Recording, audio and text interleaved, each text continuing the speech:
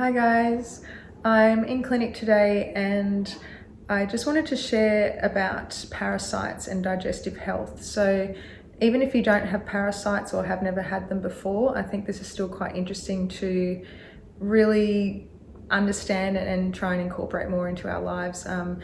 Understanding that these things like parasites, viruses, bacteria, even fungi, they're like opportunistic. So they take an opportunity when the digestive system isn't at its strongest, so they can basically live there and take over sometimes as well. So things in our Western society that can sort of push us to get an imbalanced digestive system is almost trying to be too good, I guess. Like we're trying to overdo something when the digestive system is really its own system already. It's has everything it needs to operate properly. We just need to give it the right things and give it some space to do that job as well, and not sort of overburden it. So things like colonics and enemas, they can cause some imbalances in a lot of people. We always want to eat everything warm and even have warm fluids. That's a really key thing to do.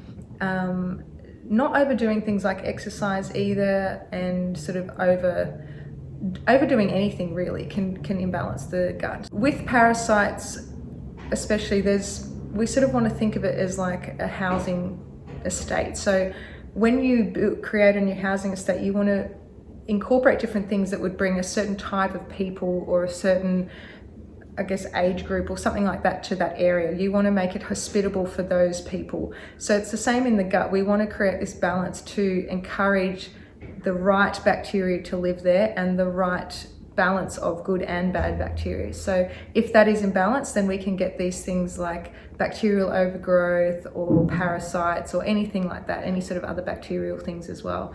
So that's really important to understand, that it's this imbalance that can create that shift and allow these things to actually thrive in the human body. Our whole digestive system is like one big detox system. That's actually its job. So we don't really need to go as intensely with detoxing and things as the Western world tells us to. It doesn't mean that we shouldn't be healthy and be watching what we're eating, but we can definitely like enemas and colonics are great and they're very important for certain serious situations, but most of the time they can really just overdo things. And we understand how the large intestine actually works. It's meters and meters of tube with a lot of different bacteria in there. So there's already this balance of bacteria. So when we start flushing this out, we're actually taking the good bacteria out as well. And this can really create this imbalanced environment and allow other things to take over or sort of thrive in there when they really shouldn't be.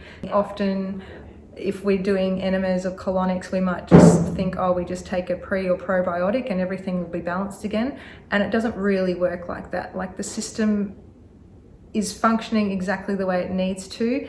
It's just we need to make sure that it can stay balanced. And if it's imbalanced, then being really gentle to try and get it back on track. So in Chinese medicine, the aim is to always be quite gentle and not really do anything too extreme. So that can be a really great key to understand how the system works and what we can do to really support it. Main digestive issues that I hear about a lot, especially with women, is bloating, feeling tired after food, or feeling quite lethargic. That's sort of the main two, I'd sort of say. And then when we talk about bowel movements, we really want to see how the system's functioning. So anything coming out of the body, whether it be mucus, urine, tears, sweat, anything like that, especially stool as well, obviously blood with menstrual cycle, that is essentially telling us what's going on inside the body. So with the stool, how the stool looks and how often we're having a bowel movement is telling us how everything is being cooked inside of the body, how it's being processed. So in Chinese medicine, we like to think of and in Ayurvedic actually, that we have this internal fire inside, and that's sort of what's cooking and metabolizing the food to break it down, to extract the nutrients and all the goodness that we want, to then create new tissue, new blood, new everything in the body. There's this pattern of when we overdo things or we're trying to be really healthy, that quite often we can actually create this imbalance and we can get these symptoms, like I said, especially the lethargic, feeling tired after food, or just in general actually all throughout the day, like feeling like we don't have enough energy to do the things that we want to do, and the bloating. So they're two key symptoms where constant sort of dieting or chopping and changing things, eating cold things like I've mentioned, these constant things, taking too many supplements, for instance, or taking too many superfoods, they can really imbalance our body. So this is something I feel very strongly about, and especially being plant-based, because I know that some people can try and be really healthy and they're not getting the right sort of outcome from what they think they should be getting. And you know, it can be really frustrating when you think you're doing everything so right and you're still not feeling good. So it's really a key sort of topic to really take on board and try and be really gentle with our system and not overdo anything. So in Chinese medicine, this is our earth element, this sort of central bit here, which houses the spleen and stomach. They're our two main digestive organs, the earth organs, we call them. And their job is to take in food and water, obviously, as well, and basically transform and transport that, break out the nutrients so we can then move these throughout the body so they can be metabolized again from other organs and utilized there.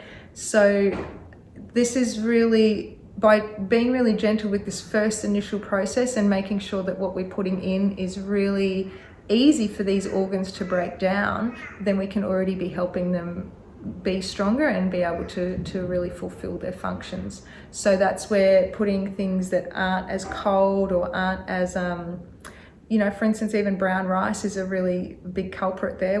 Brown rice is technically healthier on paper, the material aspect of it, but it's really hard for the body to break down. So if your digestive system is already quite compromised, let's say, it's going to take so much energy to break this down, as opposed to using, like, for instance, even a white rice, which looks unhealthier, but you're actually going to get a lot more from it because your body can break it down properly. So it's starting to take a step back, be more gentle, intervene less is probably a really big one. In terms of self-diagnosing, like obviously if you're not feeling great, definitely go see a practitioner, whether it's a naturopath, an acupuncturist, anything like that, whatever you feel more drawn to or more comfortable with. But I think we can really overdo it too easily, and more tuning in and sort of like just listening to the body. And I mentioned earlier to a client just taking notes of it. Like, you don't even need to try and analyze it and figure out what's causing the bloating. Should I restrict this food? Should I now go on this diet? Should I now have to do a cleanse? Just watch what's actually happening and start to, like with our menstrual cycle, get the data so you can later on, maybe with a practitioner or someone, actually start working out what the pattern is that's been happening. So that's probably something that you can already do now, and just be able to tune in and see what your body's trying to tell you.